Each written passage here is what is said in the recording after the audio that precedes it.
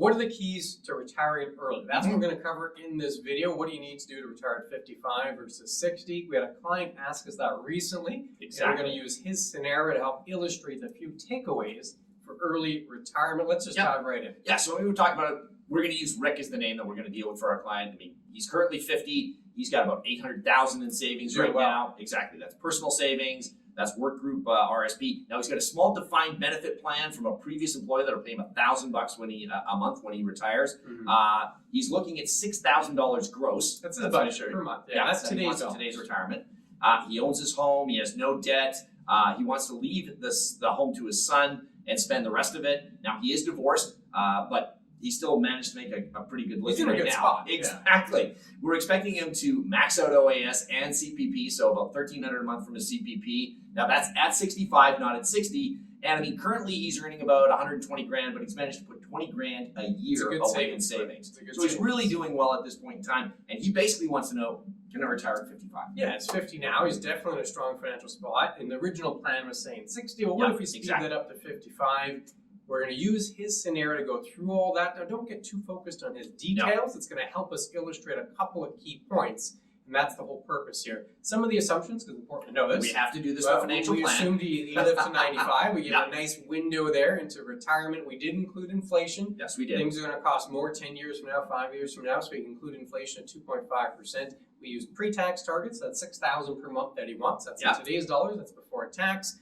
We use conservative rates of return. We always encourage this in a plan. Don't get too aggressive with your financial plan. No. Right now, from now to retirement, 5% per year was our assumption. Then in retirement, we reduced it to 4%, which is a very conservative assumption. Yep. And then we did use the calculator. It's free, beckerorr.com. Lots of calculators there. You're certainly welcome to use one as well. Let's look at projection number 1 here, Kevin, which is him retiring at 60. This is the initial plan. Let's just look at that initial plan. We wanted to walk right through this. So the initial plan, if we look at 60, so we're basically looking, he's 50 now, he's got 10 more years to grow his portfolio. He's in peak earning scenario. Peak earning season, he can be able to do that. Is projected, basically after we've done everything, we're looking at about $325,000 left over based on the projection. That's a 95. So he's had a very good retirement, earned all that income, inflation adjusted, and has money left over, plus his house for his estate. Now, some of the things that we looked at, I mean, we're looking at, $6,000 gross today. That will work out that when he's 60 to be around $92,400 a year.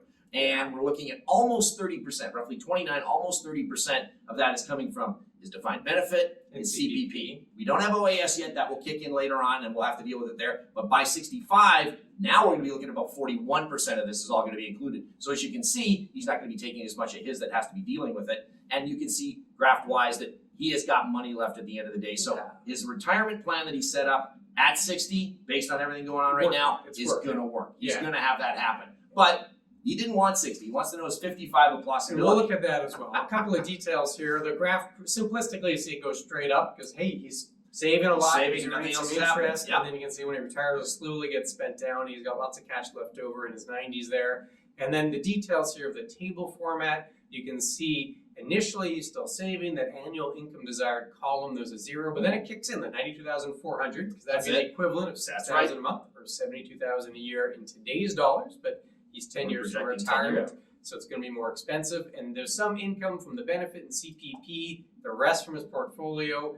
And then you can see at 65, that CPP OAS column that you talked about is going to jump, and it's going to give bigger help towards that desired income, and there'll be a little less impact on the portfolio. I'm highlighting that because that's a big difference in this scenario and retiring just a few years earlier at 55. Because at 55, he's going to have less time to save, which means less time for that portfolio to grow. He's going to be retired for a longer period of time. Exactly. So we now have less time to save, and we need that money to last even longer. So a twofold impact on the plan. In addition, there's going to be a period, 55 to 60, where he'll get a little bit from his he'll get a little bit from his defined benefit plan, that $1,000 from a prior employer, but he's not going to get any CPP, no OAS. So effectively, all the heavy lifting will be done by his portfolio. And unfortunately, that scenario, Kevin, it didn't work out. No, it didn't work out. Basically, we figure out, as you can see by the graph, he's a little bit upward in the moment, and then everything torpedoes down fairly quickly. By 78, the money is gone. That's a big difference. It's huge. I mean, that's the biggest factor. As you can see, the biggest reason is because in the other example, we saw that at 60, you have his defined benefit plus CPP kicking in.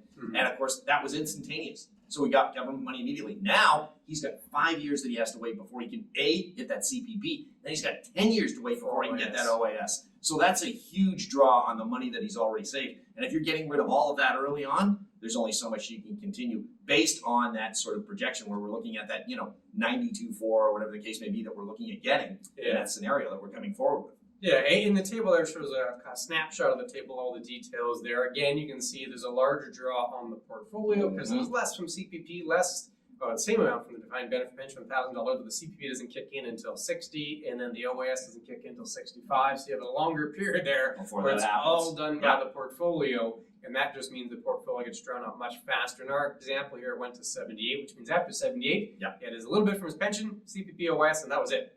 The money was spent, which is not a good place to be. So how do we solve this problem? Well, that gets us to scenario 3. And effectively, there's a few variables you can there's two sort of options. Yeah, the first option, and we'll tell you which one Rick picked, but the first option is, well, you can save more and spend less. So instead of just saving 20 grand, which is already a big amount, it's huge, you can bump that to 30, which is a very tall order. In addition, instead of 6,000 a month, you can have 5,000 a month of income. That combination of putting extra cash aside and then spending less, well, it worked out. The scenario worked out, and you're able to get, 82,000 was projected at life expectancy, so you actually had some money left over with those extra pieces, or the option Rick took, which was option number 2. And option number 2 was basically we said that at 55, you go from full-time work to part-time. Yeah, phased approach. Exactly. He's getting out of the game, but he's not getting out of it completely, whether it's 2 days a week, 3 days a week at the office, whatever the case may be. But he's doing that, so all of a sudden that excess cash that we were getting from CPP beforehand can now be made up by the part-time work. That'll help sustain him till 60 when that kicks in, and then 65 when OAS does. So the full retirement is at 60, partial retirement at 55. That will allow him to complete this, so that 95 age barrier he can survive to, and everything else works out well. Yeah, and using Rick's scenario here are 3 of the key takeaways, some of the considerations. If retiring early, specifically 55, is the goal, it can't understate the impact, the significance of those early withdrawals. You won't have any government money. If you have a big pension, fantastic, because that big pension can help out, but those are quite rare these days. Yeah, not happening. And the reason those early withdrawals have more of a significance, like in Rick's scenario, 60 to 55, only 5 years, but he went from having expected 320 grand in his 90s to suddenly running out of money at 78, is because you early withdrawals, the early income is all from the portfolio. That's right. And once it's spent, you now have less in the portfolio to earn interest, to compound, to grow.